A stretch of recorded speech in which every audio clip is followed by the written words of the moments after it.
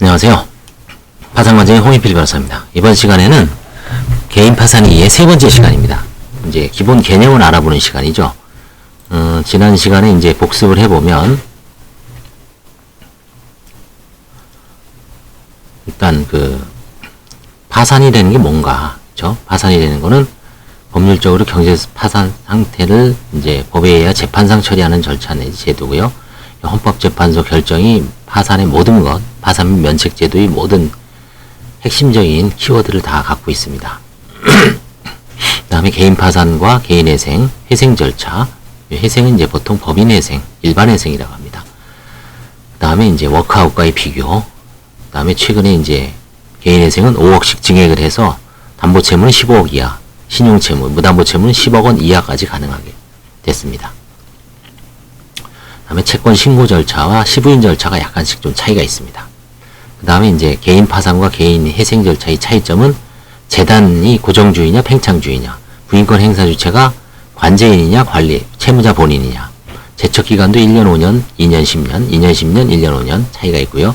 재파산 신청기간도 7년 5년 차이가 있고, 채권 조사 절차가 파산에서는 있고 개인 회생에서는 없습니다. 법인 파산 절차는 면책 제도가 없다는 게 큰 특징이죠. 그 다음에 이제 파산 절차에서의 기본 개념, 파산 재단이 되는 게 있습니다. 파산 선고 당시 가진 채무자의 모든 재산 플러스 파산 선고 전 원인으로 생긴 파산 선고 이후에 취득한 장래 행사할 청구권, 퇴직금이라고 보시면 됩니다. 이 파산 재단과 다르게 자유재산이라는 개념이 있습니다. 이거는 채무자가 자유롭게 마음껏 쓸 수 있는 재산입니다.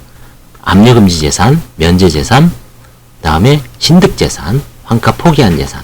그러니까 파산 선고 당시에는 환가 포기 여부가 불분명하니까 이거는 이제 사실상 이제 파산이 어느 정도 이제 관제인이 파산 면책 끝났을 때 확정되는 거죠. 그래서 기본적으로는 세 가지인데 최종적으로는 환가 포기 재산까지 네 가지를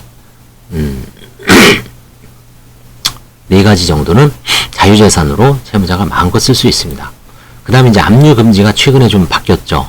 5월 11일 날, 2021년 5월 10일 날 주택임대차보호법 대통령령 시행령이 변하는 바람에 조금 바뀌었습니다. 그거를 좀 정확하게 알아둘 필요가 있습니다. 서울은 5천만 원, 속칭 1급지라고 하더군요. 1급지. 그 다음에 2급지는 수도권 과밀 억제권령. 그 다음에 김세화용이라고 했습니다. 김포, 세종시, 화성시, 용인. 용인, 화성, 김포면 좀 빡빡해 보이죠? 특히 김포는 요즘 난리죠. 집회도 하고, 그쵸? 교통난에. 김포 인구가 벌써 지금 한 50만 넘었을 거예요. 옛날에 참 10만, 20만 시골이었죠. 제가 옛날에 김포 시법원에 한번 벌써 한 10년, 그때 부천 지원 사건이었는데, 김포 시법원 사건이었는데 1심에서 지니까 부천 지원으로 넘어가죠. 김포 시법원 그때 차 타고 한번 기억나는데, 그때만 해도 한강 신도시가 없고 약간 이제 아파트가 들었을 때 그때가 아마 인구가 한 10만, 20만 정도 될 겁니다. 그때보다 3배 늘어났습니다. 김포가. 화성은 말할 것도 없죠. 화성은 사실 지금 수원을 둘러싸고는 화성, 동탄, 그쵸? 엄청나죠, 화성도. 용인은 말할 것도 없죠. 이런 데는 좀 뻑뻑해 보이죠. 그때는 4,300. 그 다음에 이제 광역시는 파평, 광안리라고 그랬습니다. 파주, 평택, 그 다음에 광주, 안산, 이천. 2,300입니다. 기타 지역은 2,000입니다. 여기 잘 안 나왔네요. 자, 그 다음에 이제, 쭉 내려와서, 보험해약환급은 150만원까지 보호를 해주고요. 그 다음에 생계비는 1110만원, 185 곱하기 6입니다. 그 다음에 압류금지 생계비는 185고요.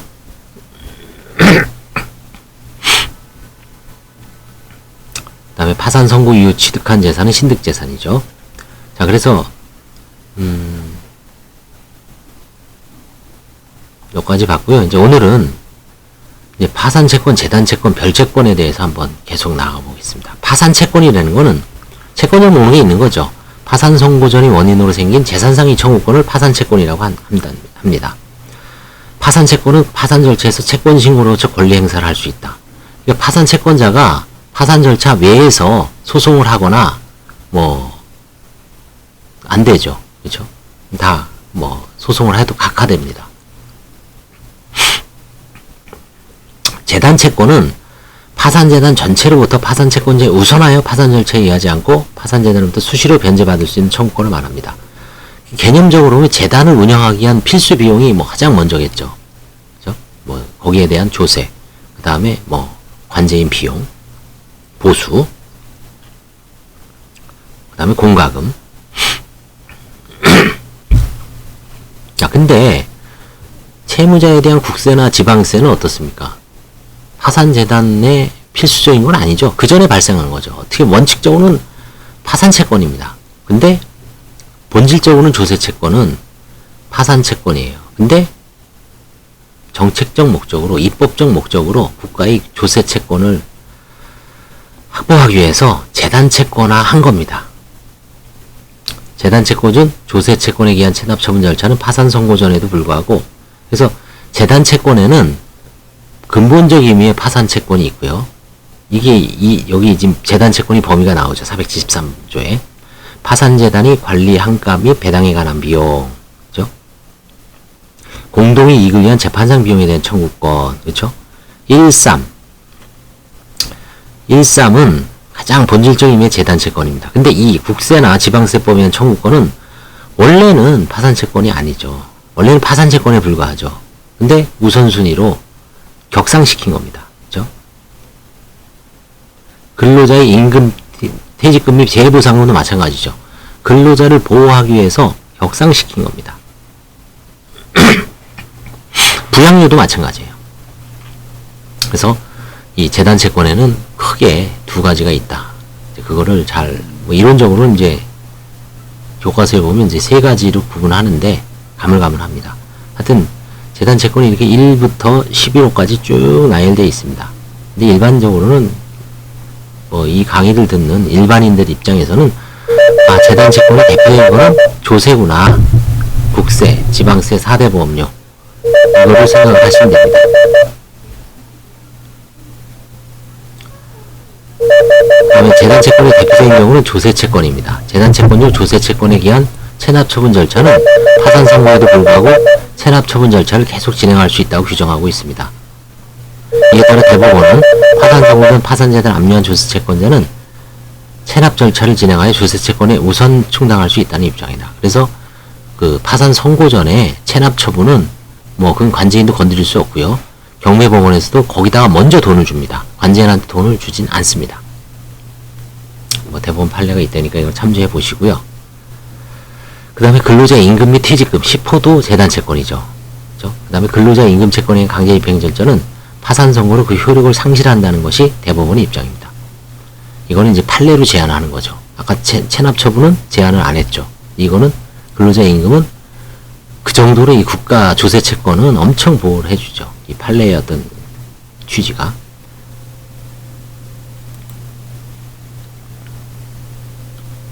그 다음에 근로자 임금, 퇴직금이 재해보상금 중 최종 3개월간의 임금, 재해보상금, 최종 3년간의 퇴직금은 민법상으로는 다른 담보물권자에 우선하여 변제하는 최우선 변제 대상권이나 파산 절차상으로는 다른 채권자와 동일한 기준에 따른 변제 대상일 뿐이었는데 법이 바뀌었습니다. 415조 2에서 벌써 2015년 7월 1일 날 변했기 때문에 이제는 파산 절차에서도 최종 3개월 임금하고 재해보상금, 최종 3년 퇴직금에서는 다른 담보물권자보다 우선하여 변제를 받을 권리가 있습니다. 자, 그 다음에 이제 별제권이라는 말이 생소하죠. 별제권. 별이라는 거는 구별하다. 제는 제외하다입니다. 별제. 뭐 구별하고 제외해. 무슨 얘기냐면 파산재단에 속하는 재산상에 존재하는 유치권, 질권, 저당권 또는 전세권을 가진 자는 그 목적인 재산에 관하여 별제권을 가진다. 즉 파산 절차에 의하지 아니하고 권리를 행사할 수 있다는 겁니다. 열애입니다. 파산 절차에서. 멋대로 할 수 있다는 얘기죠. 엄청난 권리죠. 대부분의 권리는 파산 절차에 와서 행사를 해야 되는데 별제권자는 하다못해 재단채권자인 그 임금도 실효된다 그랬잖아. 근데 별제권은 특별히 보호를 해줍니다. 411조에. 412조에 있습니다. 별채권은 파산 절차에 의하지 아니하고 행사한다. 별채권의 대표적인 게 은행 경매입니다. 임의 경매. 은행에서 경매 들어간다 그러면 관제인도 알겠습니다 하고 경매에 그냥 지휘승계하고 뭐 거기서 돈 나오면 가져오고 없으면 그냥 배당표 받고 뭐 임의 경매에서 특별히 사행위가 없습니다. 끝. 별채권자에게도 면책 결정의 효력이 미치므로 별채권했던 자로서는 담보권을 실행할 수 있을 뿐 채무자를 상대로 종전 파산 채권의 이행을 소구할 수 없다는 것이 대법원의 입장입니다. 제가 몇 달 전에 특이한 상담을 했는데 근저당은 별채권이죠. 근데 준별채권자라고 있습니다. 세입자. 그렇죠? 대항력이 있는 세입자. 근데 관제인이 임차보증금이 그 매매가보다 깐당깐당 하니까 팔아도 돈 안 남으니까 그냥 환갑 포기하고 넘어갔습니다. 세입자는 그냥 세입자의 채무도 면책이 됐죠. 이론적으로. 근데 담보권을 실행할 수 없습니다. 세입자는. 경매 신청권이 없다는 게 지금 다수견해죠. 임대차 등기명령을 해도 경매 신청권이 없으니까 이 사람이 소구할 수 있을까요? 대법원 판례도 파산채권의 이행을 소구할 수 없다라고 있죠. 그리고 자기 채무는 이미 면책이 됐습니다. 그래서 이 사람은 그 채권을 주택보증인가 그런 데다가 넘겨놓고 자기는 이사를 갔습니다. 주택보증에서 이 사람한테 채무자한테 면책됐으니까 보증금을 돌려달라 비면책이라고 주장을 하지만 채권 의무는 있어요. 그래서 결국 그 담보권을 그 관제인이 제가 보기엔 형식적 경매에 신청해서라도 어떤 식으로 매각을 했어야 돼요. 매각을 안 하고 환갑 포기를 하니까 그런 이상한 현상이 발견됐습니다. 지금 제가 고민하는 사건 중에서도 그런 게 있습니다. 상속재산 파산인데 뭔가 관제인이 안 움직여요. 그렇죠? 그래서 이걸 어떻게 할 것인가. 이 고민 지점이 있는 사건이 있습니다. 별채권은 별 문제가 없어요. 왜? 별채권은 임의 경매, 담보권 실행에 의한 경매이기 때문에 법상 보호를 해주죠. 근데 별채권에 준하는 준별채권자라고 하는 그 세입자들은 파산 절차에서 골 때리는 상황을 만날 수 있습니다. 그래서 상당히 조심해야 돼요. 이거를. 관제인도 이게 쉽게 한값 포기했다가 나중에 이상한 현상이 아니면 이제 세입자한테도 제가 보기에는 말만 준별채권이 아니라 주택임대차보호법을 개정을 해서 경매 신청권을 줄 수도 있지 않을까. 좀 쉽게 판결 없이. 그렇죠? 좀 무슨 문제가 있나요? 또 그러면 그렇죠? 아니면 최소한 파산 절차에서 환갑 포기됐을 때 경매 절차를 진행을 해서 거기서 빠져나올 수 있게끔. 그렇지 않으면 거기서 평생 살아야 돼요. 보증금 안 빠지면 이상하잖아요. 그렇죠? 제가 진행하는 지금 상속재산 파산 제가 진행하는 게 아니라 이제 아시는 분이 하는 건데 거기서도 지금 뭐 2년 동안 빠져나오지 못해요. 그렇죠? 이 별채권과 관련해서는 제가 이렇게 강의를 진행하면서도 최근에 생각나는 거를 많이 얘기하는 건 되게 중요한 겁니다. 이거보다 더 중요하죠. 이런 거야 뭐 교과서에 다 있죠. 근데 이거 하면서 이제 뭔가 아이디어가 팍 떠오를 때 그걸 잘 들어대요. 여기 있죠. 바로 준별채권자 또는 조건부 파산채권자입니다. 사실은 파산재산에 관한 임차인이 임대차 보증금 반환 채권이 법적 성질에 관한 견해의 다툼이 있답니다. 별채권에 준하여 권리를 행사하는 데는 의미에서 준별채권자로 보는 견해와 임대차 계약이 종료되고 임차물이 명도가 완료된 후 미지급 차임 등이 없는 경우에 현실로 반환을 청구할 수 있는 정지조건부 파산채권이라는 견해가 있습니다. 어느 견해에 의하더라도 임차인이 주택임대차보호법상 대항요건을 갖추고 확정일자를 받은 경우에는 파산재산에 속하는 주택이 환가되면서 후순위 권리자 그 밖의 채권자보다 우선하여 보증금을 받을 권리가 있습니다. 소액임차인의 경우에도 아까 소액임차이죠. 5천, 4,300, 2,300, 2,000 주택임대차보호법 정하는 바에 따라 우선 변제를 받을 수 있으나 파산 신청일까지 3조 2시의 1항의 규정에 의한 대항요건을 갖춰야 합니다. 따라서 소액임차인의 경우 파산 신청일까지 대항요건을 갖춰야 한다는 412조 2항 단서의 입법 취지는 파산 신청일 이후의 채무자의 신지를 소액임차인으로 하여 싹 받아가는 탈법 행위를 막고자 하는 것으로 보이는데 이런 취지입니다. 이런 소액 임차인 그 가장 해서 이거 빼가는 걸 뭐라 그랬죠? 면책 불허가 사유. 파산재단의 부담을 허위로 증가시키는 면책 불허가 사유 두 번째죠. 사기 파산죄는 두 가지 유형이 있죠. 파산재단에 속하는 재산을 은닉, 손괴, 불이익 처분하는 게 있고, 그 다음에 두 번째, 파산재단이 부담을 허위로 증가시키는 경우. 이거죠. 그죠? 짜고서. 사기 파산죄입니다, 이게. 실제, 제가 진행하는 사건 중에 지금 의심나는 게 하나 있습니다. 지금, 앞으로 더 가봐야 되겠지만, 더 조사를 할 예정입니다. 왜 그러냐면, 예를 들어서 멀쩡한 집이에요. 한 1억 5천. 전세는 한 1억 2, 3천 됐는데, 여기는 소액 임차인이 전혀 모르는 사람이 방 하나만 아니라 그 통으로 입주를 해요. 이상하잖아요. 신혼부 아니면 좀 젊은 부부가 사는데, 젊은 남자가 방 하나만 들어오는 것도 그렇고, 그쵸? 아니면 그 집을 통째로 들어가는 것도 그렇고. 그러니까 사실은 좀 안 맞아요, 이게. 다가구 주택 같은 경우는 그렇게 할 수가 있는데, 이런 그냥 단독 빌라에 한 20평에 30평인데, 소액보증금으로 딱 들어오는 거는 그 자체로서 벌써 사행위가 돼 있고, 허위 임대차가 노정돼 있는 거죠. 그래서 작업하는 게 쉽지가 않아요, 이제는. 옛날에, 방 하나에 임대차 보증금이 1600인 시절에는 그런 게 작업을 해라. 그래서 이제 보증금에서 일단 1600씩 뺐죠. 근데 지금은 임대차 보증금이 워낙 고가가 되다 보니까 그 작업하는 것도 쉽지가 않습니다. 방 하나만 딸랑 구분해서, 그렇죠? 아무튼 그렇습니다. 여긴 지금 빠졌지만, 아무튼 그 임차인이 경매 신청권이 없어서 이런 사단이 난 겁니다. 자, 그 다음에 파산 절차의 동시 폐지와 이시 폐지. 이거는 제가 유튜브에서도 워낙 많이 했죠. 그리고 중간중간에 면책 사례를 하면서도 많이 떠들었습니다. 동시 폐지는 파산재단으로 파산 절차 비용에도 충당이 부족한 경우에 파산선과 동시 파산 절차를 하게 되는데, 이를 실무상 동시 폐지라고 합니다. 동시 폐지는 일본 제도입니다. 일본에 있는 걸 우리나라 그대로 도입해 온 거예요. 이게 왜 일본에만 있는 제도냐면, 일본이 이제 파산법을 도입하면서 그 사건이 수많은 사건을 법원에서 처리하기가 힘들어요. 그래서 이제 누가 보더라도 비용이 안 나와요. 재산은 하나도 없어. 아니면 거의 없을 정도야. 근데 이거를 다시 파산 관제인을 선임하고 관제인을 조사를 하고 비용만 들고 시간만 들죠. 그러니까 이거를 고안해낸 겁니다.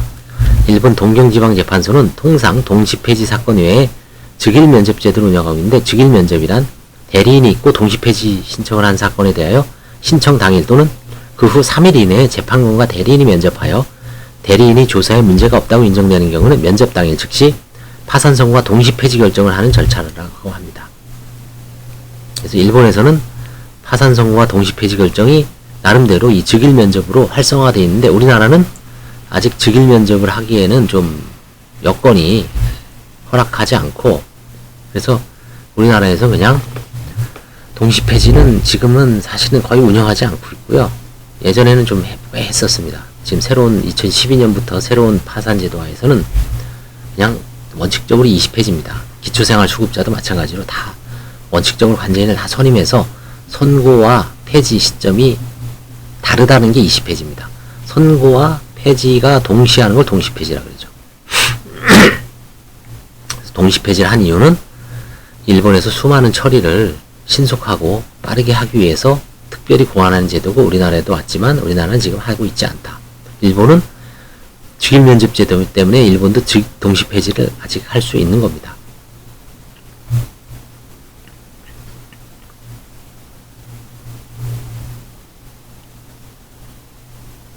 그래서 일본도 즉일면접 하는 거는 동시폐지는 아니네요. 그렇죠? 이시폐지는 파산 선고, 파산 절차를 진행하였으나 파산재단이 형성이 안 돼. 아무런 재산이 없어요. 자유재산권이 없어요. 그 다음에 파산재단으로서 비용을 충당이 부족하다고 판단되면 예납비용 30만원으로, 그렇죠, 아무것도 못하죠. 관제인 보수 주기에도 바쁘죠. 끝입니다. 파산 절차를 이때는 폐지합니다. 이건 면책과 관련 없는 거예요. 더 이상 파산 절차를 진행하기에는 비용도 없는데 운영 비용만 휘발유만 드는 거죠. 휘발유 없이 그 차가 갈 수가 없죠. 휘발유 없이 파산 절차를 관제인이나 판사가 진행할 수 없습니다. 그렇죠? 돈을 넣어도 마찬가지예요. 그렇다고 좀 휘발유 넣어도 가는데 실익이 없습니다. 그때 20페이지랍니다. 그 다음에 여기 이제 사실 동의 폐지라고 하나 더 있어요. 폐지에는. 그것은 파산 채권 신고를 한 총채권자의 동의를 받아 파산 절차를 폐지해서 파산 선고의 효력 자체를 소멸시키는 겁니다. 특수한 제도입니다. 동의 폐지. 복권하고 똑같죠, 사실은. 동의 폐지는 가끔 있습니다. 연예인 박보검 사건이 이제 동의 폐지로 끝났다라는 거는 이제 이쪽에서는 이제 알고 있죠. 자, 그 다음에 파산 절차 운영이 변경 과정. 서울중앙지방법원, 지금은 서울회생법원입니다. 중앙지방법원은 그대로 승계했죠. 파산법원이, 회생법원이. 중앙은 이제 회생으로 읽어주십시오. 파산 절차의 동시 폐지 및 예외적인 파산관제인 선임 방식. 2007년까지는 서류심사만으로 파산 선고를 결정하였습니다. 그러나 도덕적 해이에 대한 우려 증가에 따라 2007년 3월 파산 신청 요건이 강화 파산관제인 활용 지침에 대한 선임 사건이 증가하였고, 요때 이제 파산관제인이 지금 남아있는 44명 중에 한 10분 정도가 요때 들어갔어요. 아직까지 하고 있는 분도 있고, 관두신 분도 있고, 한 대여섯 명 남았나요? 대여섯 명 남았어요. 있습니다, 아직. 요때. 그 전에 들어가신 분도 있고요. 그 전에 들어가신 분도 있고. 이런 식이 이때 이제 전면적으로 확장을 해서 2010년 4월부터는 뭐 한 대폭 늘려서 관제인 선임을 원칙적으로 한 70-80%를 했죠. 그 다음에 2012년부터는 거의 모든 사건을 파산관제인 선임했죠. 절차 비용도 30만원 수준으로 합리화했고, 그 다음에 서울회생법원은 205단독과 지금 215단독 전담 재판부를 운영하고 있습니다. 그래서 서울금융복지센터나 신용회복위원회에서 온 거, 그 다음에 소송구조 사건을 전부 여기다 배당을 해요. 기본적으로. 그래서 패스트트랙이죠. 여기서 있는 분들은 관제인도 신속하게 기본 서류 확인하고, 여기서는 환가되는 사건이 거의 없습니다. 저는 한 2건 정도로 환가를 했어요. 어떤 분이 5천만원 있더라고요, 보증금이. 그래서 한 600-700 정도 했는데, 한 분은 사업을 하려다가, 그냥 예전에 이제 공구상 같은 걸 했다가 한번 면책을 받았는데, 다시 한번 나이가 꽤 됐습니다. 한 70 정도 되신 분인데, 마지막 한번 불태워보겠다고 공구상을 하기 위해서 대출을 잔뜩 받아놨어요. 2019년인가 20년 초에. 근데 갑자기 저기 온 겁니다. 코로나 사태. 그래서 그냥 다 때려치고 포기하고, 그 돈을 보통 보면 이제 뭐 쓰거나 흥청망청 쓰거나 자기 짱박아 놓을 텐데, 이분은 그냥 5천만원 그대로 그냥 아마 신용회복위원회에서 그렇게 권고했을 것 같아요. 신용회복위원회 가서 상담받다가 너 그 돈 건드리지 마라. 과거에 또 면책받은 적이 있으니까. 그래서 이분은 이제 5천만원 그대로 들고 왔더라고. 통장에 넣어놓고, 그래서 파산재단에 그대로 5천만원을 이제 넣은 다음에, 생활이 워낙 어렵고 건강도 안 좋아서 1110만원 그거는 다시 돌려줬습니다. 그 다음에 파산 신청이 취하는 불가합니다. 파산 신청은 선고 전에는 취하 가능하나 선고 이후에는 취하가 불가능합니다.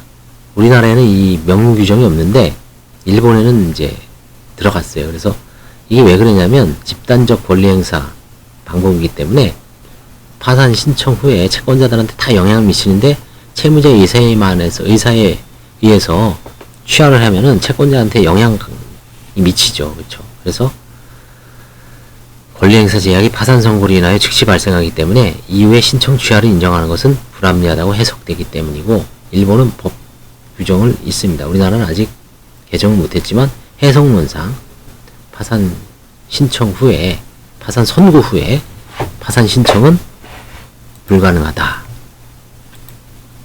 그 다음에 파산 선고 관리 청구권이 이전 개별 금지. 파산 선고되면 관리 청구권이 관제인한테 이관되고요. 그 다음에 개별 행사, 개별 집행, 개별 소송 다 금지입니다. 못합니다. 포괄적 집행이기 때문에. 348조 1항이 중요하죠. 파산재단에 속하는 재산에 대해 행해진 강제집행, 가압류, 가처분, 파산재단에 대해 그 효력을 잃습니다. 아까 얘기한 게 이거죠. 일본 파산법 제29조는 파산 선고 후 파산 신청 취하를 명문화하였다고 합니다. 이게 2014년 판에 나오고요.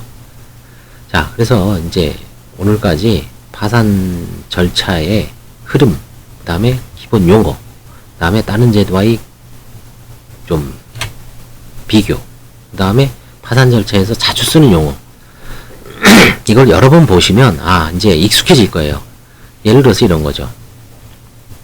누가 와서 이렇게 상담을 하거나 누가 좀 사건 좀 봐달라 그랬는데 사건 검색을 하죠. 민사는 웬만하면 알아요. 소장 접수, 답변서 접수, 준비서면 접수, 증인 신청, 감정 신청, 그 다음에 무슨 사실조회 신청, 그 다음에 무슨 법원의 성명 준비 명령, 보정 명령, 그 다음에 판결 선고, 항소, 그죠? 아니면 뭐 항고, 그 다음에 뭐 성명 준비, 뭐 항소 기간 도가, 그죠? 인지, 보정 명령, 뭐 이런 용어가 익숙해요. 근데 파산 절차는 딱 가보면 이게 용어부터 벌써 지글지글 끓죠. 파산까지는 이해를 해. 근데 뭐 20페이지가 뭐가, 동시페이지가 뭐냐, 이게 뭐 폐지됐다는 건 나한테 혹시 뭔가 불이익이냐, 그쵸? 그러니까 전혀 20페이지라는 거는 채무자들한테 좋은 거예요. 이제 끝났구나, 그쵸? 절차를 내주제하겠다. 더 이상 뭔가 실익이 없기 때문에 여기서 그만두려나 보다, 법원이나 관제인이. 좋은 신호입니다. 면책의 한 걸음 더 다가가는 거예요. 면책의 꼬린 지점에. 9분응선, 8분응선, 9분응선을 넘는 겁니다. 마지막 그 10m만 전력 질주하면 돼요. 판사나 관제인 눈밖에 벗어나지 않게. 이미 뭐 충분하게 했으면 그냥 완주만 하면 되죠. 10m 뜰 필요도 없어요. 그래서 그 용어를 재단채권은 뭔지, 재단채권은 우선 변제권이 있는 조세, 4대 보험료를 말하는 건 이 정도만 알고 계시면 돼요. 파산채권은 면책이 되는 채권입니다. 그죠? 그 다음에 별채권은 근저당이라는 거. 혹시 뭐 질권 정도까지 알아두시면 돼요. 담보권, 양도담보권까지. 뭐 가등기 담보, 이 정도. 그 다음에 요거 알아두면 되죠. 보호받는 범위, 이게 뭐야? 이게 줄수를 가지고 4개만 알면 돼요. 보증금, 5, 4, 5천, 4,300, 2,300, 2천. 1급지, 2급지, 3급지, 4급지. 그죠? 서울 사람들이야 뭐 서울만 알아두면 되죠. 근데 이게 애매한 데가 있습니다. 특히 경기도에 있는 데는, 경기도는 얼마나 넓어요. 서울보다 더 1,300인가 그렇죠. 경기도는 그야말로 광역시부터 광역시급, 그렇죠? 인천광역시 빼고 뭐 성남 100만, 안양 100만, 뭐 그죠? 부천 거의 100만급 도시가 5개인가 6개 있죠. 수원, 그렇죠? 이 금액 잘 알아두시고, 용어, 파산재단, 자유재산, 그죠? 그런 기본 용어를 핵심적인 것만 알아두는 얘기예요, 이게. 여기서 뭐 전문적으로 하는 사람들이야 뭐 이거보다 훨씬 많이 알고 있어야 되겠죠, 그쵸? 근데 일반인들은 동시페이지가 뭔지, 20페이지가 뭔지, 그죠? 파산 신청이 취하가 불가하구나, 면책만 취하되는구나, 그쵸? 그 정도만 알고 있으면 됩니다. 그 다음에 파산 선고의 효과, 관리 청구권이 넘어가는구나, 관제인한테. 그 다음에 개별 행사, 개별 소송, 개별 집행을, 개별적 권리 행사를 못하는구나. 관제인한테 배타적으로 다 넘어갑니다. 모든 게 관제인이 다 해야 돼요. 하나부터 끝까지. 이게 이제 이번 강의의 요치였고요. 요 정도만 알아두셔도 아주 기본 파산에 대해서는 상식이 늘어날 겁니다. 자, 그럼 이제 다음에는 면책은 사실은 면책은 다시 한번 또 우리가 복습하기 위해서 면책 제도에 대해서 한번, 면책이나 부인권, 불허가 사유는 다시 한번 또 복습을 하죠. 면책 불허가 사유는 뭐 하도 많이 해갖고, 그쵸? 이제 여러분들도 아마 외울 겁니다. 10가지가 있구나. 형사처벌 5가지, 비형사처벌 5가지.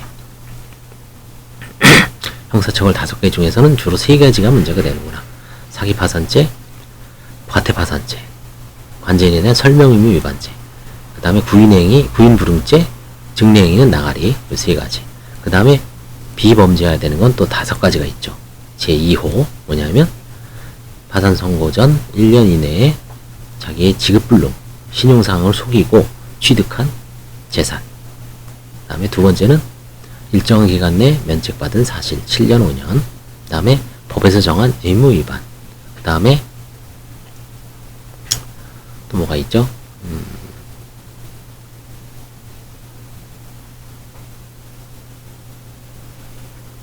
법에서 정한 의무 위반. 그 다음에 이제 과다한 낭비, 도박, 그죠? 그런 게 있죠. 하나가 빠졌는데 나중에 보겠습니다. 5개가 있다. 그런 정도를 해서 한번 부인권이 아마 부인권은 뭐 동영상 많이 올렸죠. 실제 사례를. 이것도 한번 이론적으로 한번 딱 정리해 보겠습니다. 다음에 뵙겠습니다.